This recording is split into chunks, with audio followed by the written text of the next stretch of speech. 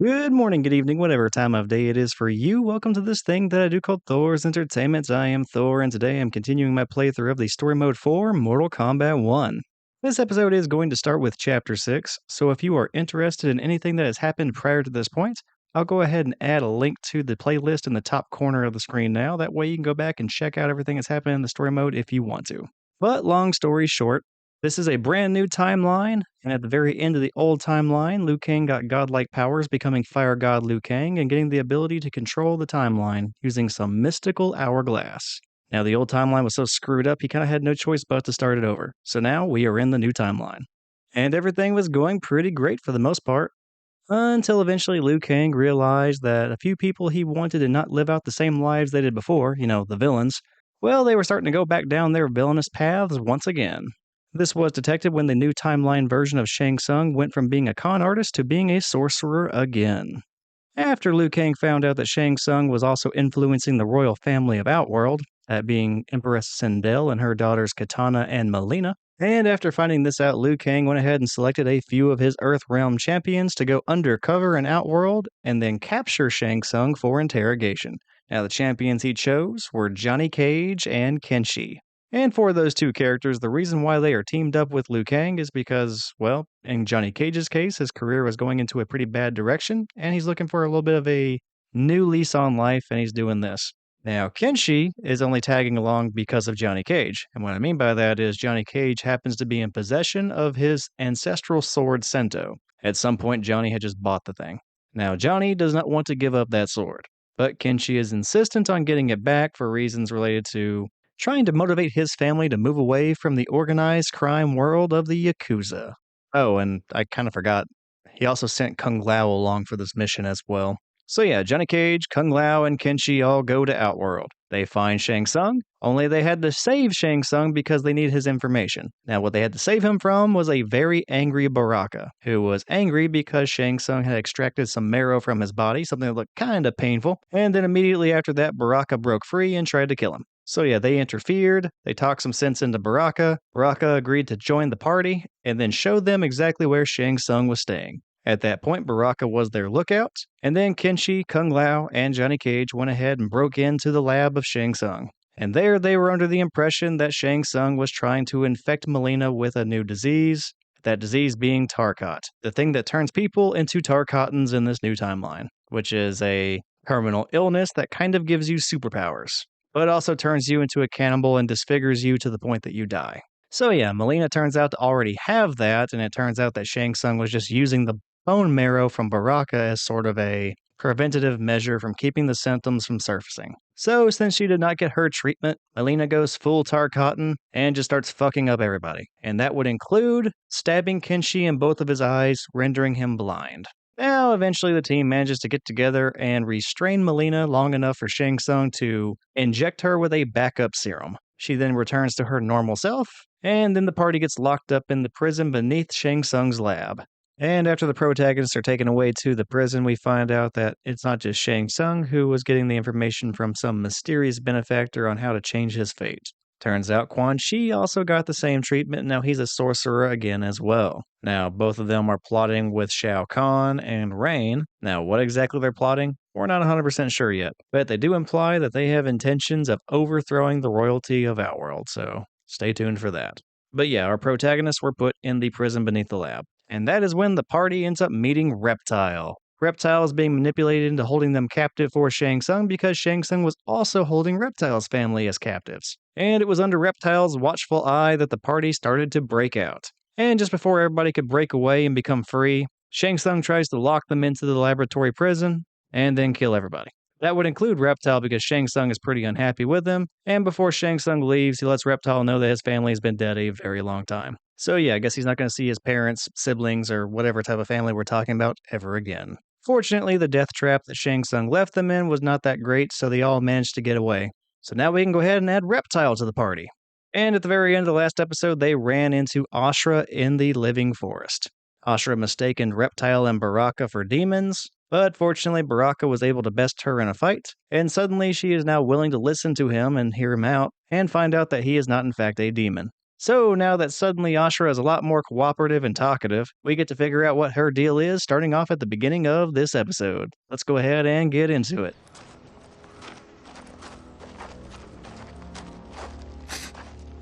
What is that? Just keep swimming. So, who's our femme fatale? I am Ashrah, demon of the Netherrealm. Demon? You look human, mostly. And what's a Netherrealm? The monks covered that with us. Did you sleep through every lesson? That one, apparently. Netherrealm's hell, but real. No shit. I appear nearly human because I've purged most evil from my soul. When I'm done, the last vestiges of my demonic form will fade away. Why were the demons after you? They were sent by Quanchi, my former master. I was part of his Sisterhood of Shadow. He wanted, still wants, dominion over the realms. I renounced him when I realized that I could not help him defile them. And now he wants you dead. Precisely. I followed Quanchi from the Netherrealm here. He's building devices that steal souls on a mass scale. He's testing the first on the dead that reside in the forest. Why steal souls, Ashrah? To harness their power. To what end, I don't know. But I do know that it's to aid the designs of another sorcerer. Shang Tsung. Damn it. That guy's everywhere. You're sure Quanchi is here? My Chris senses him. He's nearby. Nope, no. We're getting you home. We have a job to do. Quanchi could lead us to Shang Tsung. Your Liu Kang is right. Shang Tsung's a danger that must be dealt with. I will aid you. As will I. Well, I guess the eyes have it. Motion carries. Ashrah, lead the way.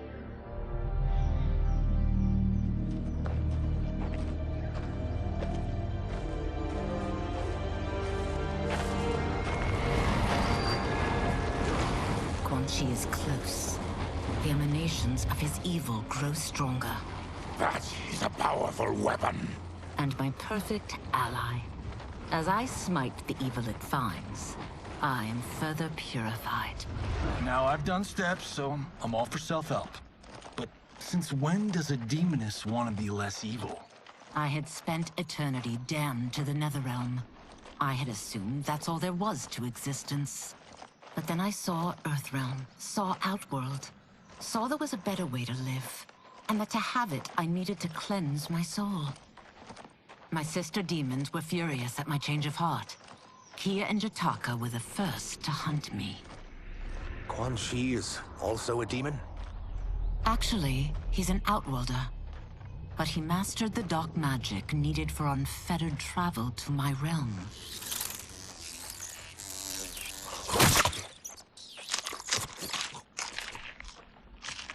Any idea how he buddied up with Shang Tsung? They share a common benefactor. She plucked them both from obscurity, taught them everything they know. I've never met her, but there's no question that she is a sorceress beyond compare. Quanchi is near.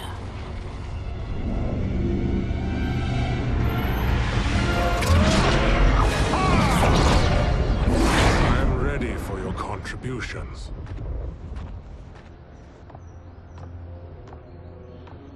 Excellent, Nitara.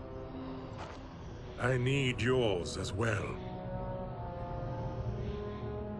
Darius and I have been thinking, sorcerer. Do not try to renegotiate, Havik. We need proof that you'll deliver. That he's delivered for Nitara's Vaternians is all the proof you need. Serena's right. Because of Quanchi's magic, my realm's people are no longer poisoned by sunlight. We've finally escaped the shadows. Rest assured, the spells you will receive will bring down Order Realm's government. When will we have them, Quanchi? After the attack on Earthrealm, which could be called off if the Soul Stealer's efficacy isn't demonstrated promptly.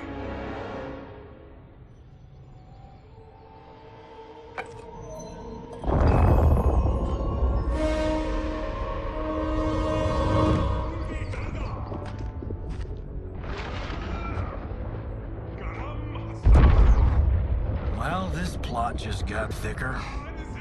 Earthrealm is in grave danger. Just one soul stealer can kill hundreds of thousands. If he unleashes a battery of them, Millions will die. He must be stopped. I will deal with Quanchi. The four of you subdue the others. Whoa there, big fella. This stops where you get off. You heard her. Millions could die. Which is why we don't want you tripping us up out there. Now, give me your sword. Why? Just give it.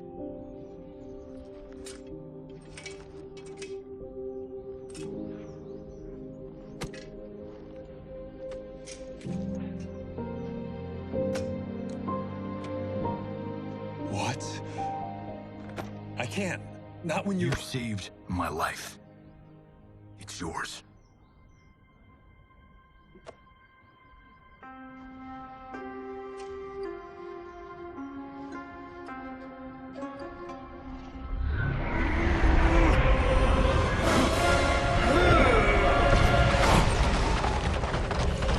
Quanchi!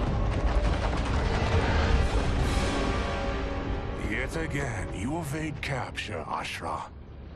And now it appears you've found allies. We are joined against you, sorcerer. You won't be stealing any souls.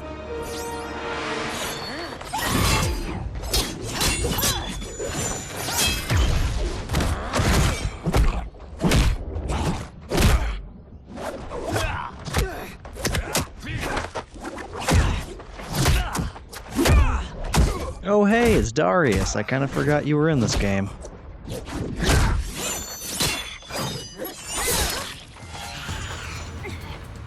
That blade's enchanted. It was forged to destroy evil. It's slain many of your vampire kind. We can't help what we are. That we feed on blood doesn't make us evil. Alright, the very first fight of Ashrah's chapter is going to be against Megan Fox. Ashrah versus Nitara. Now that is a matchup of two characters that have been almost completely forgotten about since the 3D era until this game. And yeah, I'm pretty happy to see both of them making a return in Mortal Kombat 1. Yeah, I think both characters have only been in 2 games. With Nitara, it was back in Deadly Alliance that she made her debut, and then she was in Mortal Kombat Armageddon, which had everybody. And then Ashrah debuted in the very next game after Deadly Alliance, which was Mortal Kombat Deception. And then, yeah, she was also in Armageddon because, like I said, everybody was in it, or at least everybody who was in a Mortal Kombat game up to that point. Is that your best, demon? You'll need much more. Now, Nitara, I have played quite a bit in the Combat League for this game, so I'm pretty familiar with how she plays, and yeah, I think Nitara is actually really fun to play as in this game. Definitely a flawed character, but a very fun one. Now, Ashrah, on the other hand, I have only ever played as in the story mode for this game. And I am sure that will be super evident as you watch me playing as her in this chapter, because I only know a few really good combo strings for her, but I'm going to try and make it work. I am one step closer to redemption.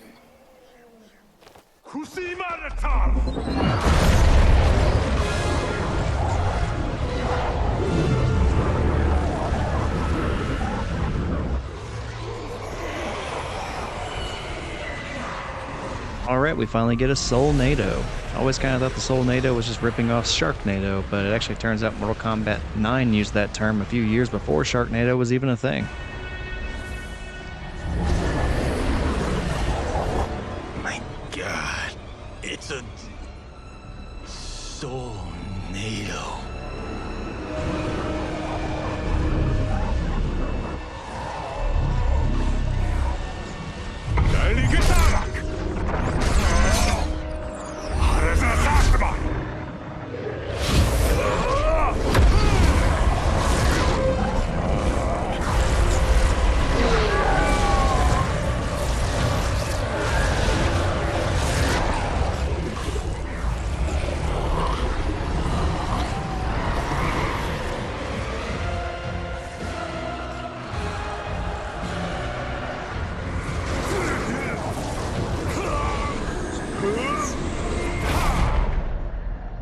dark magic is this? We are ermac, a collection of souls bound by Quanchi's magic. We live to obey his commands. Kill them.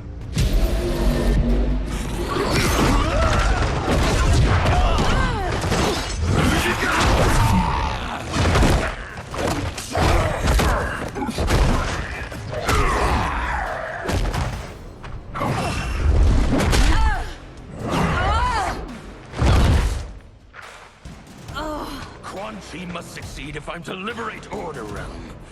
I'll not let him fail. Killing one realm to free another is a heinous proposition. One I won't let you fulfill. Action! And next up, we have another kind of sort of neglected character from the 3D era. We have Havik. I'm really happy to see Havik among the characters making a comeback in this game. As far as his gameplay goes, I haven't really played as him, but I have played against a lot of people using Havik, and it looks fantastic. Having him incorporate the self-mutilation into his fighting style is pretty awesome and very reminiscent of how he was originally back in Mortal Kombat Deception and also in Armageddon. Although that is just his fighting style that I am talking about because, well, Ashrah kind of has the same motivation, the same story going on in Mortal Kombat 1 that she did back in Mortal Kombat Deception. The same is kind of true of Nitara if you look at what she was doing back in Mortal Kombat Deadly Alliance. I'm kind of doing the same thing here, trying to help out the other vampires. Now, Havik, on the other hand, his motivations are a lot different than they used to be. That you aid Quanchi speaks volumes about you. Havik used to be a cleric of chaos in a chaos realm. He wasn't from Order Realm like he's describing here. And those two realms were kind of at war with each other. If I remember correctly, it's because the Order Realm, they kind of were lacking resources, specifically water, and the Chaos Realm happened to be very plentiful with water. So they were kind of invading Chaos Realm, trying to incorporate their order, their way of life on the Chaos Realm, and also steal their resources. So yeah, back in the day, Havik was also against the Order Realm, but he wasn't part of it.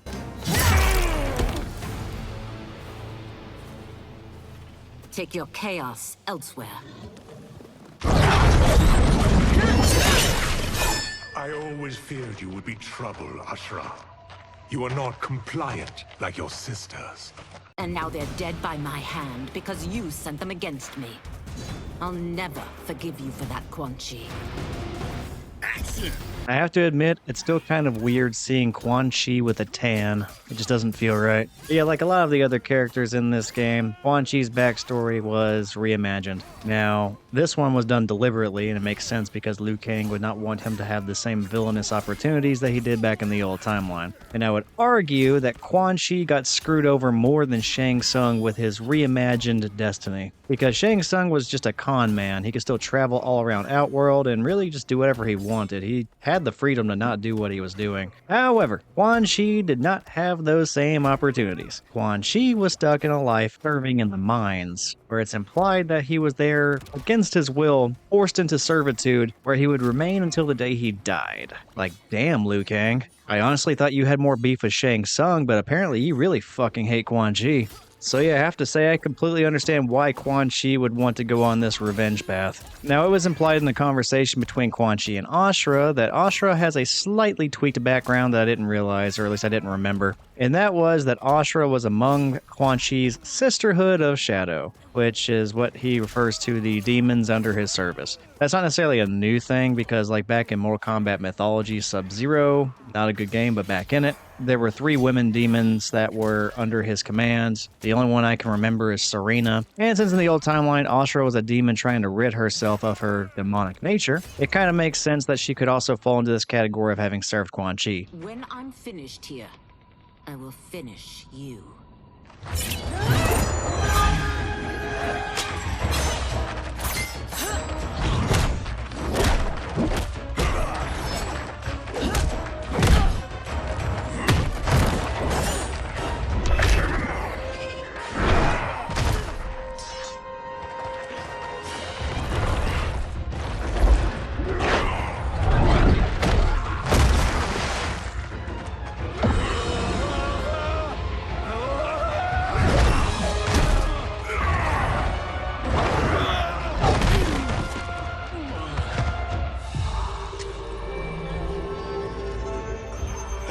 them die.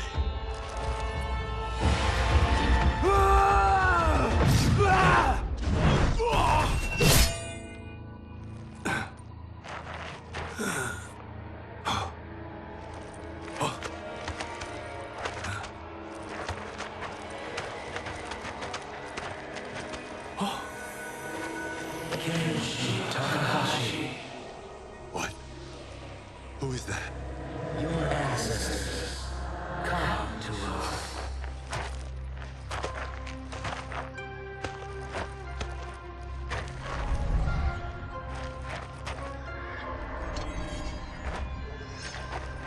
In this your time of need, the terror will not fail.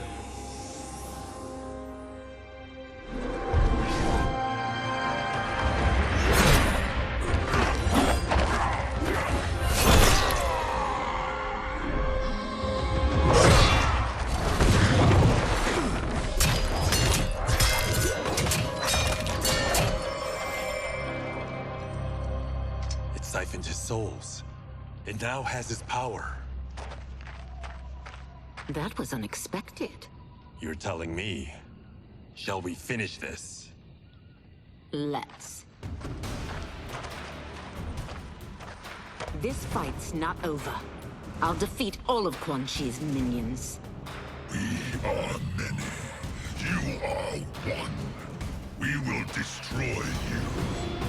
Action! And hell yeah, Kenshi gets reunited with Sento. Suddenly we're getting the blind swordsman of the old timeline, who had telepathic and telekinetic abilities. But you'll get the gist of that going forward. It's no longer Kenshi's chapter, let's talk about Ashrah, because right now Ashrah is facing off against Ermac. Now, this is kind of a fun match because this happens to be a rematch. And the original match that I'm thinking of between these two goes all the way back to Mortal Kombat Deception.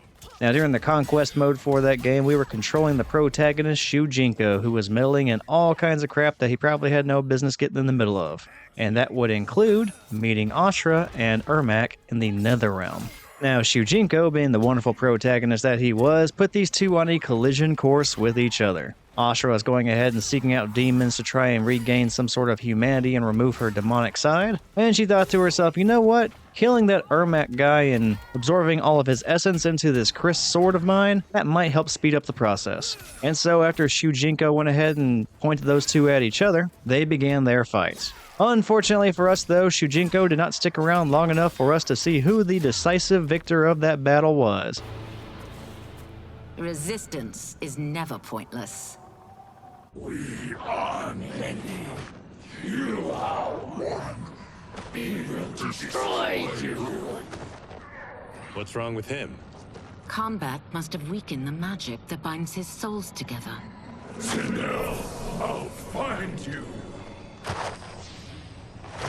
What was that? Watch him. I'll shut down the Soul Stealer.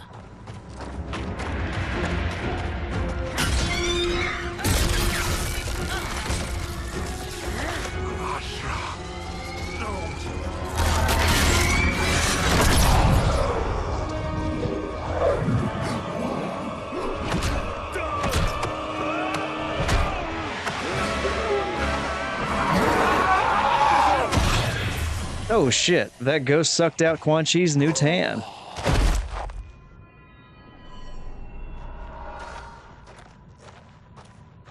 Since that didn't kill you, I will. No, Ashrah! He's too dangerous to let live. Liu Kang needs to question him. He knows Shang Tsung's plans. Very well. Well, clearly I underpaid for that. Did you know what it could do? The legends never mentioned mystical powers. The souls of my ancestors live within it. They intend to guide me.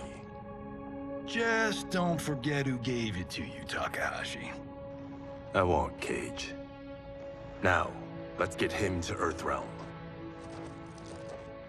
I know home's here for you, Baraka. Let's size off, Ashrah. You can come with if you want. I'm sure Liu Kang will welcome you. I've never had a home. That would be wonderful.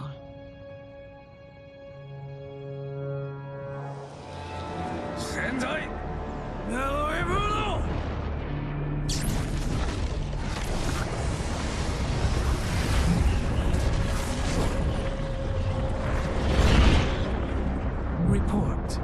Tsung. The Soul Stealers are under construction.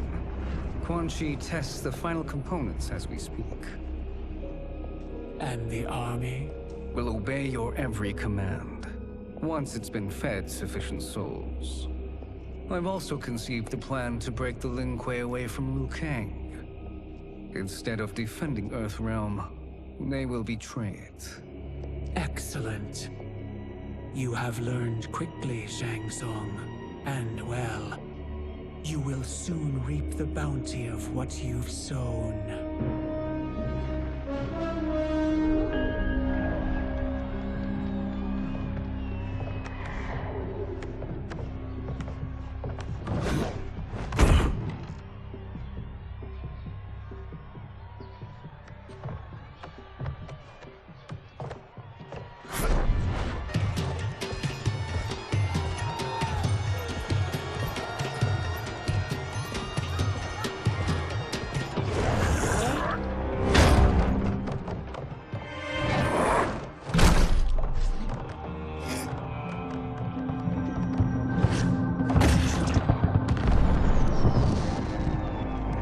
I do really love the rooftop views that we get with Reptile in this chapter. Each of the views look pretty amazing.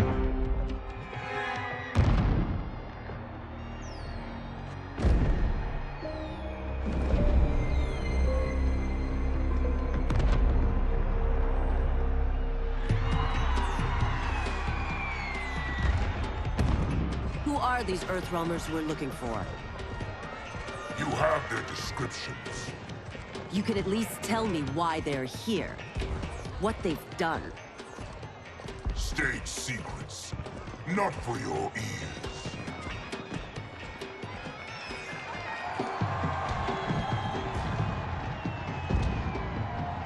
Yes, Princess. Fetch us water, please. As you wish. Careful, sister. Entanglements with Ungadi are forbidden. You know their vows. Who told you? No one. I have eyes. As do the snakes at court who would cheer your downfall. The Ungadi's rules are ridiculous. And you can change them when you are Empress. For now, you cannot jeopardize your ascension.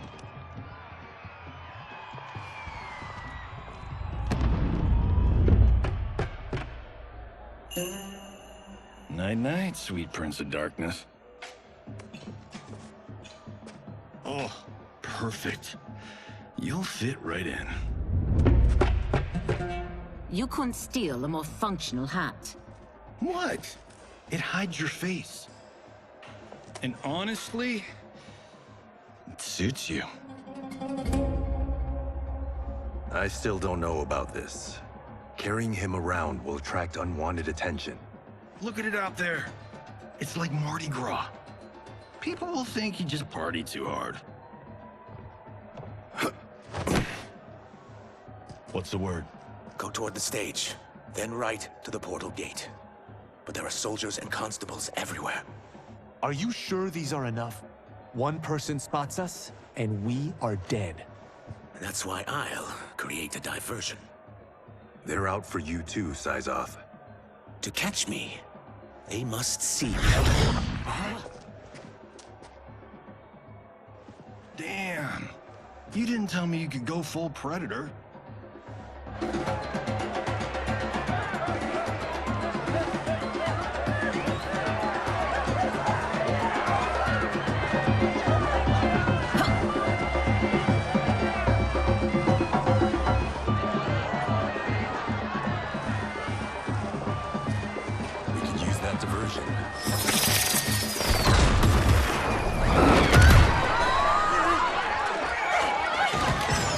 Good work, Syzoth.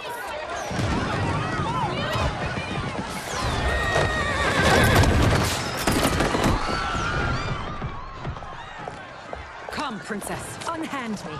I'm going nowhere. Douse the fires. Find who set them. Stand down, General. This is my problem, not the military's. Look. size off. You know him? Who is he? Unimportant, but it means the Earth Realmers are here. Rico.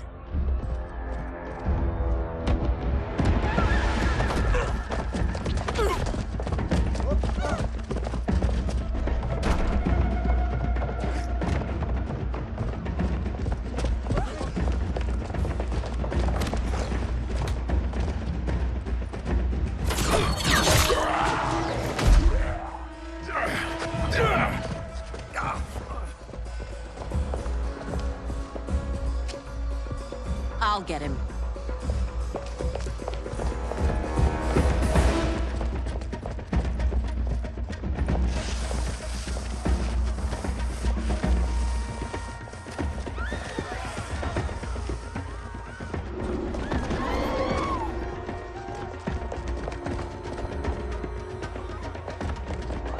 Size off.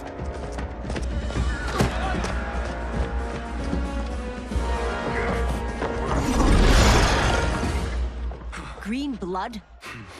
You're Zaterran. How can you— There is much you don't know. Like what the General is truly up to. Surrender and I'll hear you out. I can't if you resist arrest. You arrest me, he'll execute me. That's not how I intend to die. Action! And finally, another moment that I have been waiting for. I get to play as one of my favorite characters in this game, Reptile. Now, when this game first came out, Reptile was the first character I gravitated towards. Now, this is a character that has been around since the very first Mortal Kombat game. So as a result of that, he's had a decent amount of reimaginings and different forms. He started off as a lizard in a human disguise. Then eventually the creators just turned him into a lizard man. And he kind of stayed different versions of a lizard man for a while. And now this game is kind of taking him back to his original concept, a lizard wearing human skin. Only this time around, he's not just wearing a skin disguise, he can shapeshift between his lizard and human form, which whenever you are playing as him, is a pretty awesome thing to see. It makes his gameplay a lot of fun. And on top of that, they finally gave this man a backstory. Now we got a few details here and there back in the day, but this is by far the most detail and love that they have given Reptile. And he is even getting his own chapter for the very first time in a story mode for a Mortal Kombat game. I don't know what the hell happened, but man, they are finally giving this guy some attention and I love it. This is by far my favorite version of the character, and I guess that makes sense whenever you actually finally give him some attention. But yeah, in the early days of Mortal Kombat 1, this was the first character I learned to play and the first one I was playing as in the Combat League. I did a lot of videos covering his finishers whenever the game first came out, and just yeah, I'm happy to be playing Reptile again. Know that I am sorry for disturbing Sundo's peace. Ludicrous. Princess, no! You could be hurt!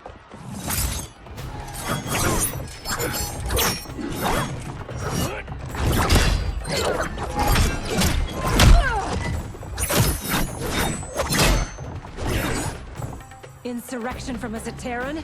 This is a day I never thought I'd see. You misread my intentions, Princess.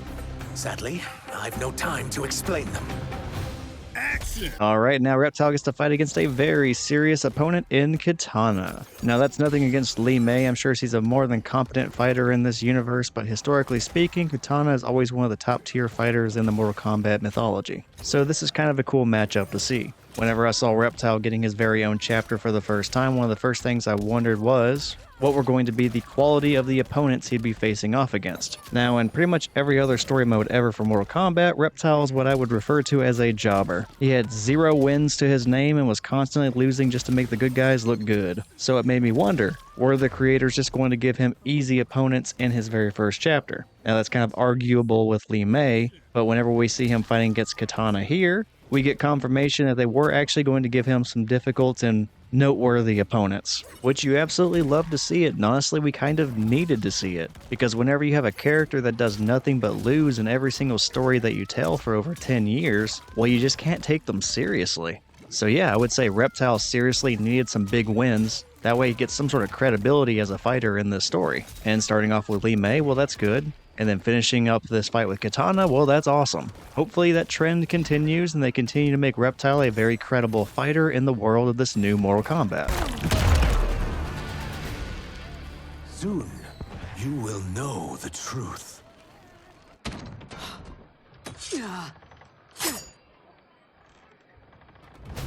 Take the princess and go. My fight's not with her, or you. It is now that you've laid your hands on her. I will take your life as punishment. Action! And alright, now we get a fight against Tanya. And she's being backed up by her Umgadi buddy, Chameleon. Which, seeing Reptile face off against somebody who is assisted by Chameleon is kind of funny, because I believe, at least in the old timeline, that Reptile and Chameleon were both Zaterrans. And apparently it's a very uncommon thing for a Zaterran to have this humanoid form instead of just only their lizard form. So if they are still part of the same species, it's just really funny that he's now fighting against one of the only other people that can also shift kind of sort of between human and lizard form. Now, Chameleon as a cameo fighter was eventually downloadable, and I have played as her as my cameo before. She doesn't do any of the shape-shifting stuff that Reptile does, so maybe they did tweak that to where that's no longer part of the canon of the story. But if she is still Zaterran, it's just funny to me that the only other person like Reptile is basically staring him in the face right now. But that is alright though.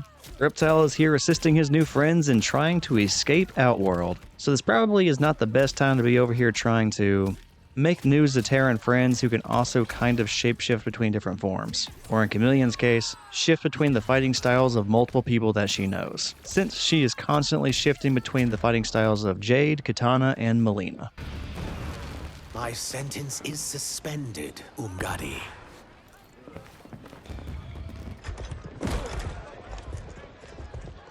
Found you.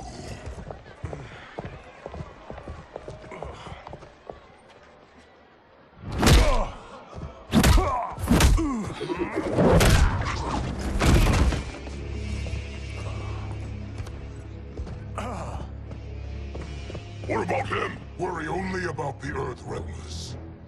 If this was one of my movies, we'd get saved by a plucky comic sidekick.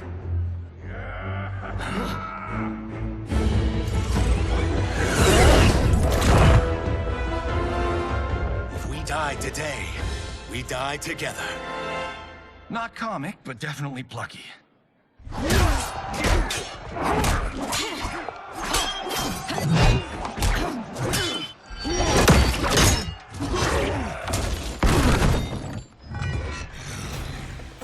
It's unlike Shang Tsung to leave loose ends. Now that I'm free of him, I'll reveal your conspiracy to all of Outworld. You'll do nothing of the kind.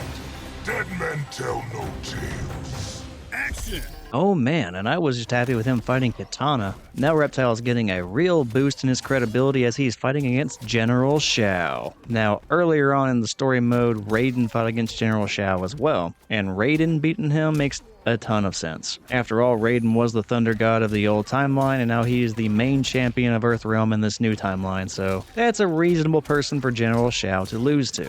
And back in the old timeline, back when he was still Shao Kahn, he was by far the most difficult person to fight for pretty much most of the cast. So it makes sense that his new version, the generalshao, would also be as difficult, or, something similar. Now for Reptile to pick up a win against him, alright, well done. You have now made this person a credible fighter and important to your story mode. Not bad, Reptile. I'm happy for you finally getting some redemption after 10 years of getting your ass kicked in these story modes, and you are getting it being a character that has been a boss in multiple games, and who two members of your party right now, Johnny Cage and Kung Lao, have fought against but never won against. You won't silence me, General.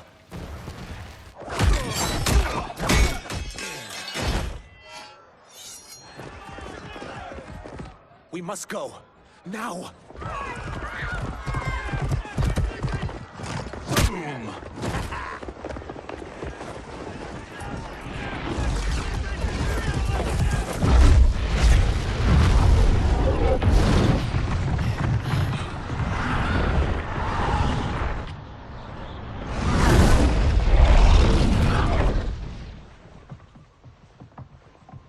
Johnny, Kenshi, Kung Lao, you have safely returned. By the Elder Gods. We had a run-in with Princess Melina's inner demons. She took my sight, but Sento, in its own way, restored it. I am glad that Sento bonded with you. Though my hope was that the means would be different this time. This time? Forgive me, Kenshi. I misspoke. Go. The monks will tend to your wounds. We found Shang Tsung, but he got away. I can see why you're twitchy about him. He's neck deep in some serious shit. Rest. Eat. Then we will discuss. Can I also get a martini? Shaken, not stirred? I'm sorry. Meet the newest members of the Earthrealm players. We wouldn't have made it back without them. Ashrah and Chapter. You know us? As Earthrealm's protector, there is much I know. Do you also know of my former master, Quanchi? He colludes with Shang Tsung. A new deadly alliance? Come, all of you. You must tell me all you know.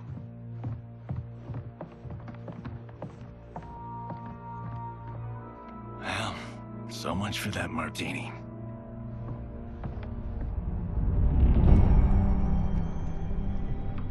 Shang Tsung and Quanchi again conspire against Earthrealm? What Johnny and Kenshi report should not be possible. You witnessed how I rewrote history. I gave the sorcerers meaningless lives. They should have never gained power, let alone joined forces. And your work was flawless. Such would their lives have been, had someone not interfered. Interfered? What do you mean?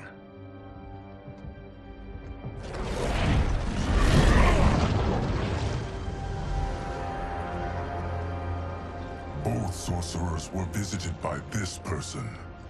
It is her intervention that bent the arcs of their lives. Who is she? Unknown. Her identity has been obscured from the hourglass. Who could have that power? Is it Kronika? Somehow resurrected? Impossible. Titans once destroyed cannot be revived. Then someone else must have survived the previous timeline. Someone with a vendetta against me. It is the only plausible theory. You must determine its validity, Geras. The fate of the realms may depend on it.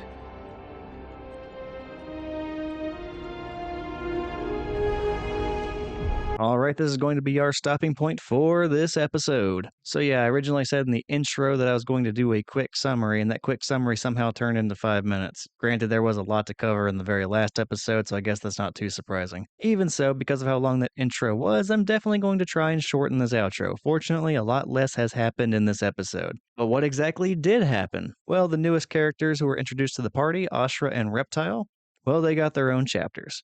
Ashrah and the gang found Quan Chi doing some plotting in the living forest. He was making a major weapon, some sort of a soul stealer, soul collector, soul something-inator, and apparently it was going to be used to wipe out hundreds of thousands or more lives, all in Earthrealm. So yeah, our protagonist jumped in and stopped that from happening. And even though they were not able to capture Shang Tsung in the previous episode, they were able to capture Quan Chi in this one. So they then made their way to Sundo, where the portal back to Earthrealm was. And using our new buddy Reptile, they were able to figure out the perfect route to go ahead and do that. And he provided a distraction to keep all the military forces at bay while they tried to make their escape. Unfortunately, though, they did end up spotting Reptile, and he had to fight his way through those forces in order to get back to his allies and help them get back to Earthrealm, which they were able to do. We closed out the episode with the revelation that the Deadly Alliance has formed, and, well, Liu Kang is panicking just a little bit. Now, they clearly see Kronika is talking to Shang Tsung and Quan Chi at the very end, changing their fates, which does not make sense because Kronika is dead and cannot be revived. So it is up to Geras to investigate that, and Liu Kang now has to figure out his countermeasures for the impending attack against Earthrealm. And that's where we'll pick up in the very next episode with Sub-Zero's chapter. Until then, though, I hope you enjoyed this episode, and if you did, feel free to check out the other stuff I have on the Thor's Entertainment channel. I do have other playthroughs of story modes just like this, and I also have a bunch of videos covering some gameplay online in Mortal Kombat 1. But yeah, that's going to be it. Again, I hope you enjoyed the episode. Take care, and I will see you next time.